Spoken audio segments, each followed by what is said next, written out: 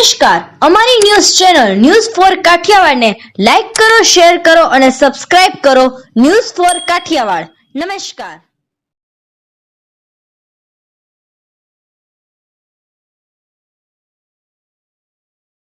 જૂનાગઢ તળાવ દરવાજા નજીકનો બનાવ. કારમાં લાગી અચાનક આગ. બનાવની જાણ થતાં ફાયર વિભાગની ટીમ ઘટના સ્થળે પહોંચી. ફાયર વિભાગે આગ પર કાબૂ મેળવ્યો.